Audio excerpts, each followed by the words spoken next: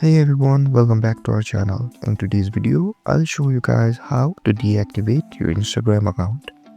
It is very easy and deactivating your Instagram allows you to take a break. So let's get started. First, open the Instagram app and make sure you're logged in to the account you want to deactivate. After you're logged in, tap on the profile icon on the bottom right corner of the screen. Then go ahead and tap on the three lines on the top right corner of your screen. Here, tap on Account Center. Then go ahead and scroll down until you see Personal Details. Then tap on it. Here, you'll see Account Ownership and Control. Tap on it.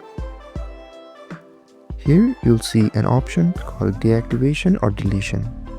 Then select the Instagram account you want to deactivate. Then you can select between deactivating your account and deleting your account. Deactivating your account is temporary, but deleting your account is permanent.